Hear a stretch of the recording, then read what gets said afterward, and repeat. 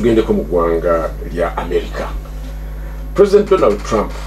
bwe yali ajja mu kulembeze alina ebintu bingi nnyo byakola ebimu byayimiriza mwemuli eky'abantu abanoonya obuddamu abajja mu America okubanga yagamba nti abo bagira bayimirira naye ennaku nga bbiri emabega waliwo ennyonyi eyavudde mu South Africa ng'erimu abazungu abano be bayise abanoonyi b'obuddamu Trump beyakkiriza okujja mu America nga baweranga 5 mu baabo era tuze tukiwulira ng'agamba simanyi abazungu bayiganyizibwa South Africa simanyi biki ne munero ni Musk simanyi bagamba abayisibwa bubi bakettaka Musk azalibwa South Africa kakati yomu kubawagira endowooza era ndowooza n'ateekawo embeera ey'abazungu abawulira nti banyigizizibwa bagende mu ggwanga lya America nga ababundabunda kati nyonyi yasoose yatuuse mu America mu kiseera kyekimu we yaganira abalala okujja watayagalira bagwira ne bana abakkiriza nga yabateekamu ne sente exactly kino kitegeeza ki era abazaaki kati byabufuzi bya Trump ebyobusosozi ate nga bye bimukolera mu bawagizi be abasosozi abali ku kye bayita extreme right ey'ebyobufuzi bya America nti ng'agoba abagwira abaddugavu abayindi balatino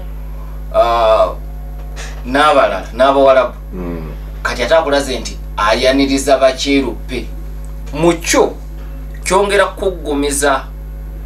kifaananyi kya Trump nga white supremacist nti obuzibu tebuli kubagwira ne buli kubagwira balangi ndala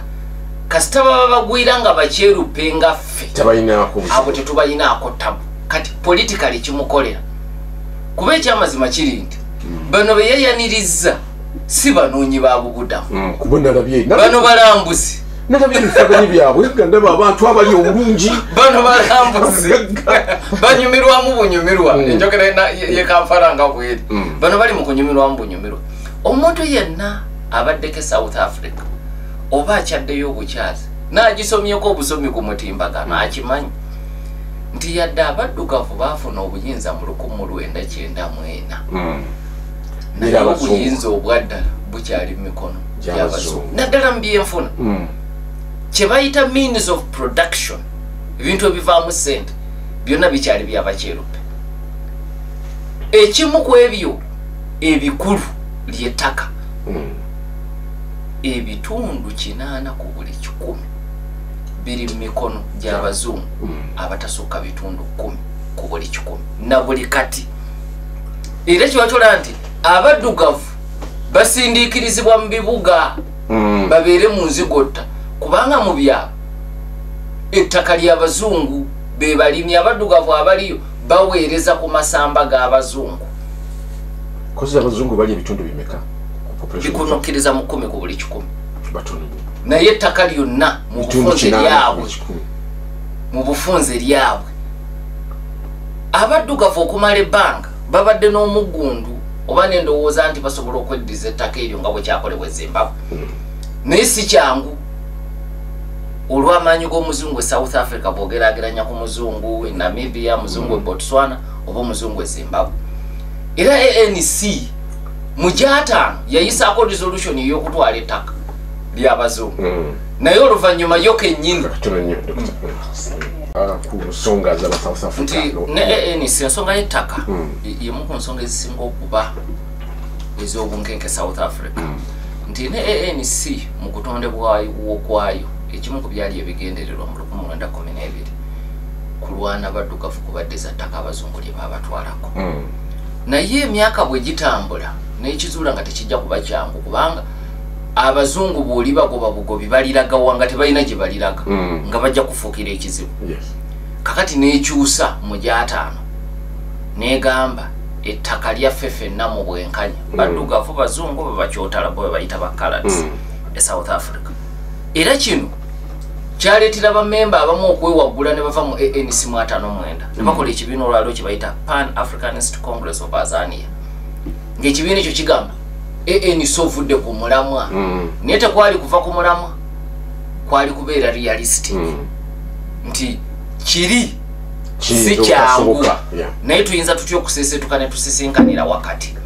era olwaleero ekibiina South Africa ekikyakkiririza mu ndowooza ye yasooka eya ANC kyekya EFF ekyamalema tekikwewunyisa nti wiiki ewedde yabadde agala nagenda Bungereza bamumye na visa kubanga ye mukambwe nnyo eri bakyeruppe era yakyayina endowooza eri ya ANC yasooka nti ettaka lyonna tuligobeka abazungu singa mutuwa obuyinza lidde mu mikono egy'abaddugavu. Kakati ku ntandikwa y'omwaka guno Ramaphosa yateeka omukono ku tteeka ng'etteeka lino liwa gavumenti ya South Africa obuyinza okutwala ettaka ly'omuntu wa bulijjo ku buwaze singa gavumenti erina omulimu gw'eyagala okukolerawo, yagala kuteekawo ddwaliro, ssomero oba ngali baali baliise wano wano bali lyayita waliwo libaali baliiseeko wano ewaffe nga bagamba nti oba banatwalanga ettaka lyo ne bakusasula oluvannyuma. So kakati n'aleeta etteeka erifaanana bwe lityo n'aliteekako omukono kati si lyebbye ennyo nga bamalema kye baagala naye Trump ne bakyeruppe be South Africa abamu balaba nga bakkiriza kino ne kikola n'ebirala n'ennongoosereza endala ziyinza okujja ku ttaka kubanga waliwo n'abaga nti kale ne bwe tuba tetunatuuka kuligabanya ne bwabeerawo omuzungu ng'alina ettaka nga talina kyalikolerako tetusobola kuligabanya abaddugavu ba basobola okulikolerako ne bwaba ye tayagala kutunda kuba osobola okuba n'ettaka totunda bwe tukirekera biri ebya demand and supply toyina nsonga lwaki otunda ne toyina kyolikolerako ne waliyo omuddugavu alyetaaga yalikolereko netasobola kati waliwo abalina ebirowoozo bye kati okutya kw'abakyeruppe n'abakapitalisiti abava America ne Bungereza kuli nti Ramaphosa bw'ayita wano eyinza okuba entandikwa ye South Africa okutaganjula amateeka ag'ebyettaka n'olwekyo yakibalowooza nti jjayo ennyondo nga bukyali olage nti wonookikolera buli lwonookola ekyefaananyiriza ku ekyo America n'amawanga g'abakyeruppe amalala weegali okulwanirira kyeruppe munaabo asangibwe South Africa. So bwe bubaka obukulu naye sinti ataasa banoonyi ba budamu okusoomozebwa wekuli nti South Africa ebadde esenvuddeko ku kyamandera kye yaleeta kiri ekya Rainbow Nation nti bakyeruppe abasinga obungi bavudde ku extreme right ne badda wakati ba moderate. Bw'osanga abakyeruppe abawagira ekibiina ekya Democratic Alliance tebakyalowooleza mu ndowooza eyo eya apartheid ti omuddugavu alina kuba muddu waffe n'ebirala gye bali era ebibiina gye biri ebyebufuzi naye obalaba nga be batono basobola okufunayo abaka ba palamenti 5 bwe batyo. Kakati South Africa eseeseetuse kati buli lwobazza mu kino kubanga kuno kulinga kujeregerera baddugavu South Africa oga nti otutte abazungu ng'abanoonyi b'obubudamu mu bufunze oba okudaalidde abaddugavu kubanga olw'embeera y'obuyiniko obwo nti means of production ziri wala ne gye bali tebasobola kutwala baana baabwe malwaliro malungi tebasobola kutwala baana baabwe masomero malungi era kibabeerera nakizibu ogenda mu university ez'amaanyi nga gye nasomere KwaZulu Natal. In fact waliwo ekintu ekyanewunyisa nga ndiyo omwaka gwange ogusooka tuli ku university abayizi abaddugavu ne bajja ne beekalakasiza waweeru wa university nga bakukkuluma lwakuba tebaweereddwa bifo mu university ye KwaZulu Natal ngaga nti muyina okutuwa ebifo tejja kubayo abazungu bokka kati olw'okuba amasomero ge babaddemu mabi tebasobola kufuna bubonero bubaleeta KwaZulu Natal bubatwala University of Johannesburg bubatwala Cape Town bubatwala mu university nene bayina genda muziri zimango sutu DUT Durban University of Technology nawala atunenyo doctor musanvu zuka izula yukola isawa etano doctor tubadde tukyayogerako abaddugavu n'abazungu South Africa mbadde nkyawo ekyokulabirako nti nalaba abaana abaddugavu nga beekalakaasa lwaki tebaweereddwa bifo mu KwaZulu Natal era nga bagamba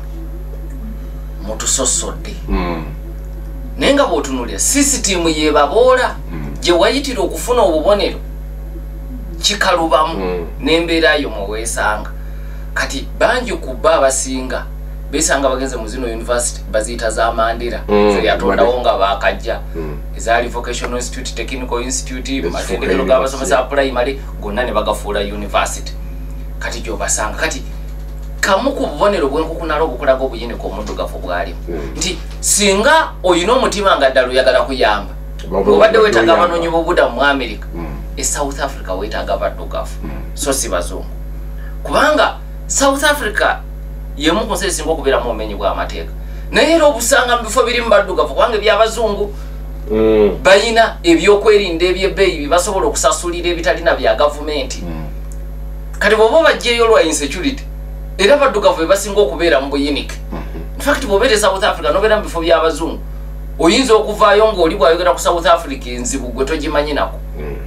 kakati mu bufunze nti Trump kyakola kiggusa bigendererwa bye ne basosoze banne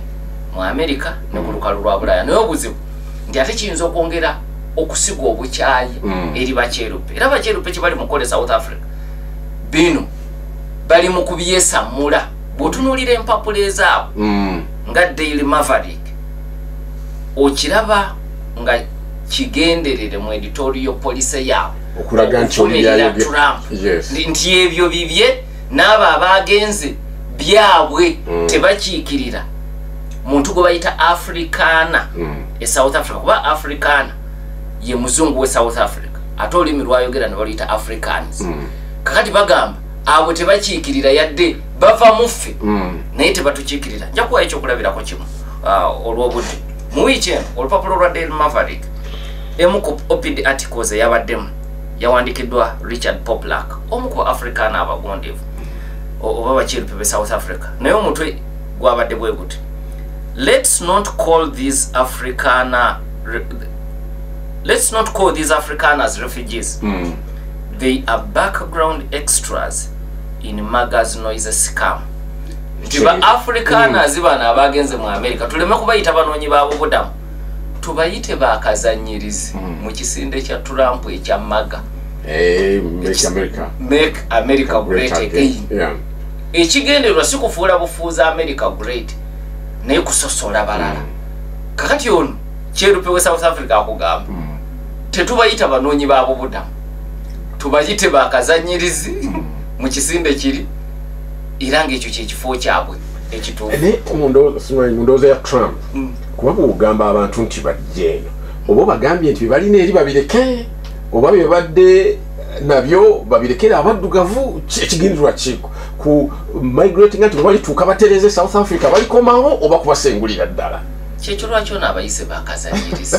era bano boolaba bangi bagenda kumala baddeyo South Africa bali mu kunyumirwa ennyonyi weziri zijja kubatwala ku bwereere teri teeka ligamba nti refugee bwebakuwa refugee Uganda toddayo wamwe Kenya tekiriyo bino byabufuzi nina wenasomye nga waliwo church gye banenya nti eganye okuwa ababundabunda abo obuyambi ate nga bali mu mbeera ey'obwetaavu kyakinooza nerabidde erinnya lyayo one of the churches ebaddeetera okuyamba ndooza aba refugees naye nga nabo bagamba nti ate mwatugamba tuleme kuwa bantu buyambi kati bano tubayamba tutya anyway tuli ku 88 ekirala katono nnyo teriyo bazungu bayinza kubanga bali mu mbeera mbi nga ddala beetaaga okuyambibwa tebasobola kubulayo kubanga ne mu America gye bali abasabirizi mawanga gonna agaakula ekigambo food rationing kya bulijjo fact nzijukira nga nsoma mu Oklahoma musaze eryo nga kuponi ezo bazigabira abazungu abamu abatalina mirimu abatalina basobola kulya nga agitwala butwaze mu supermarket ne bamuwa ebyokulya so teri nsi nga teriimu bantu beetaaga buyambi naye waliwo mu research kye tugamba nti the differences are not statistically significant nti enjawulo oba ekintu ekiriwo tekikola makulu webali naye bali insignificant okay era njagala nsigale ku Trump president